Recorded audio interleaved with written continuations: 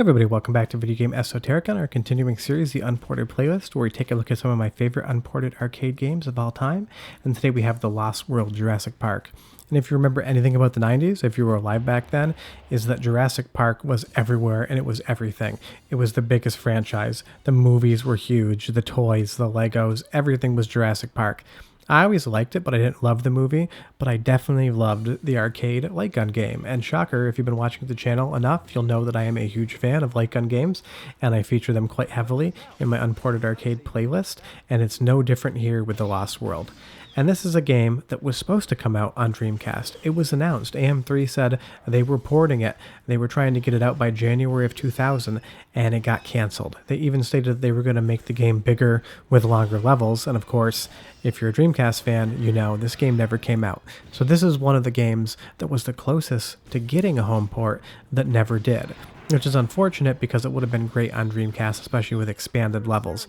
Who knows what happened? The Dreamcast was starting to die at that point in time, but I'm sure it was worked on because they gave it a release date and said they were actively working on it. So unfortunately, I guess it was just the demise of the Dreamcast that kind of killed that home port. But as far as the game's concerned, it's an awesome light gun game, and I'm playing it in Supermodel Emulator, and you will see that I have a crosshair directly over my mouse. And while it's unfortunate that the mouse cursor does stay there, there's a way to make it invisible, but the capture kind of overrides that. It is super unobtrusive, and if I didn't tell you there was a mouse cursor in the middle of that crosshair, maybe you never would have noticed.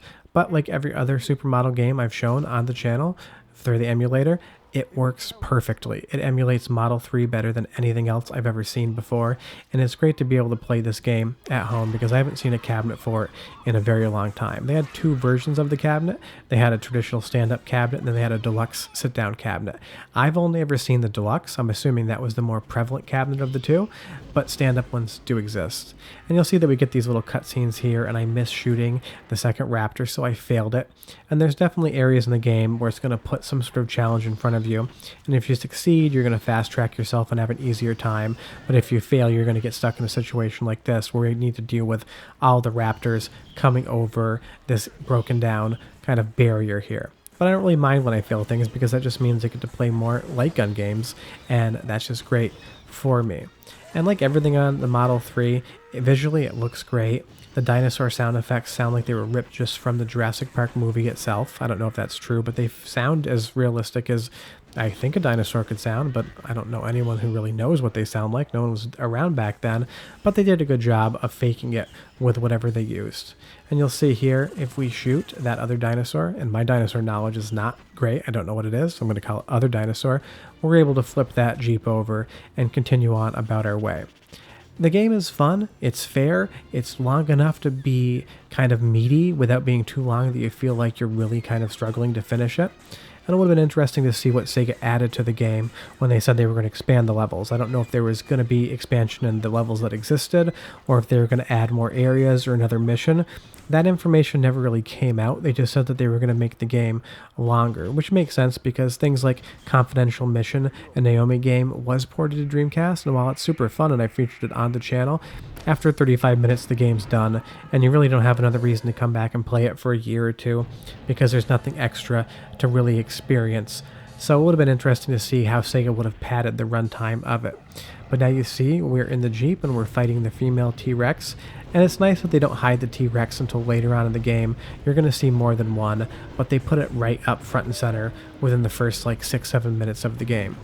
And as far as the difficulty is concerned, it's pretty fair. I mean, you're seeing here that I'm hitting most of my shots using the mouse, and with a light gun it would have been even easier because while mouse control is great for emulators, not having to try to hook up something like a Sinden light gun, it definitely isn't as accurate as using an actual physical light gun if it's calibrated well. But I'm hitting all my targets, and that female T-Rex is down, so it's totally playable. It's worth checking out if you're a fan of Jurassic Park. It's definitely extra worth checking out because Jurassic Park games were never that great, and I would say this is definitely one of the best. And it does use some things from the movie. You have these long-necked dinosaurs here walking around, and that was from the original movie at least, and one hit the Jeep, and you're going to have to shoot their feet just to make sure they don't stomp on you. And coming up very shortly is one of my favorite, funniest parts of the game. So you're not always just actively in combat with aggressive dinosaurs. Sometimes you just need to shoot their feet out of the way or their tails out of the way to make sure that they don't inadvertently hit you.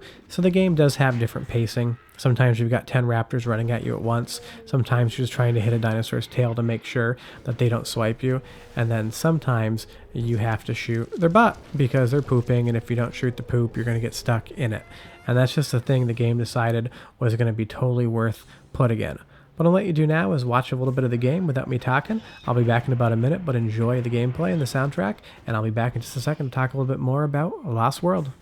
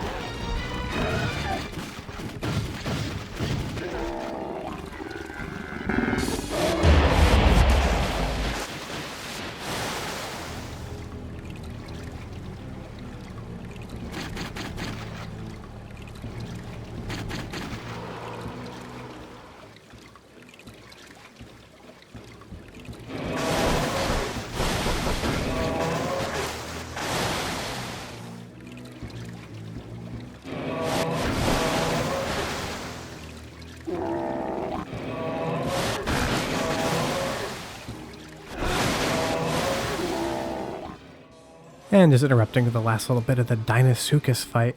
And I definitely do not remember a dinosaur with like an alligator in the game, but I guess apparently they're derivative of dinosaurs, so that's that.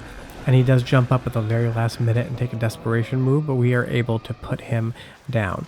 But his character model looks great. It's a nice boss fight because unlike the fast-paced T-Rex fight, it's more strategic, you need to be more patient, and you need to not waste your ammo before he's actually ready to be shot. But now we're moving on to stage 3 and we're going inside the park itself, and you see these models right here of the dinosaurs fighting. I mean, obviously the voice acting is quite terrible because it is an arcade game and it's released by Sega, so it has to have terrible voice acting. But the story, like all arcade games, is minimal. It's really about the action, and the action's definitely delivering here. I do like that we get to go indoors and see a little bit more about what's going on inside. And there is some light puzzle elements and some light target element where you're not so much fighting against the dinosaurs, but you're fighting against the puzzles of the game themselves.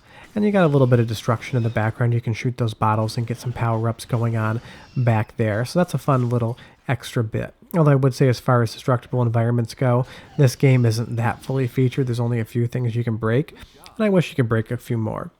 Now that we saved that non-playable character, we get a lightning gun that's good for 30 seconds, and that takes down pretty much every enemy you see in one shot. I wish this came out a little bit more to kind of ease your playthrough, because for the most part you're just going to be using the gun that you're given at the beginning of the game, but it is nice that you get a little bit extra something going on, and we had to shoot the glass there from that dinosaur break to make sure we didn't take damage. So that's nice. It gives you a little bit of diversity, although it is honestly one of the more straightforward arcade games. And right here, you're going to be given a passcode, and while I'm trying to capture, my memory's terrible. It was 923598, but when I was playing and capturing, I could not remember anything, and I fail it completely. I got the 7 at least, but it gives you just something extra to do, and when you fail it, those raptors are going to come out of the room, and you're going to have a little bit more fight on your hands, versus had you succeeded, you would have had a little bit of an easier path. But I like that it plays around with the gameplay in that way, the same way that when we did Confidential Mission, there's certain challenges that if you succeed, you're going to have an easier path. And now we're running down this hallway, trying to get away from raptors, and we need to shoot these electrical boxes on the wall to make sure that gate doesn't go down. At first, it's going to be 1, then you're going to have 2, then you're going to have 3. So it feels fair, but right here, I am going to miss 1, and I get stuck quickly, and we're going to have to fight all those raptors behind us. So it just artificially elongates the game, gives you a little bit more challenge, and has a chance to take a few more quarters from you. But I would say it's moderately fair on the quarter munching difficulty scale, which is something I should actually invent for these videos to talk about it. But as far as The Lost World's concerned, it feels fair enough. You can probably get through the game in $10 if you're in an arcade setting, but I haven't seen an arcade cabinet for this in a very long time, so generally you're probably not going to even get the chance to put quarters into a machine. You're going to emulate it like I am here. But I will upload a long play of this because I'm only showing you the first half of it. But I really appreciate you guys watching. If you could do us a huge favor, go down below and hit like and subscribe. Definitely helps us out.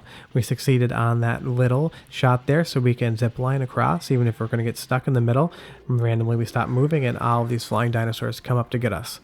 Short of that, we will be back next Sunday with even another episode in the Unported Arcade playlist series, and we'll be back on Friday and Tuesday as well with episodes in those series. But I really appreciate you guys watching. If you have any questions or comments, leave them down below. Let us know what you think of the game, or if you've played it or seen an arcade cabinet recently. Short of that, we hope you enjoyed watching, and we hope you enjoy the rest of your weekend. We'll see you next time. Bye-bye.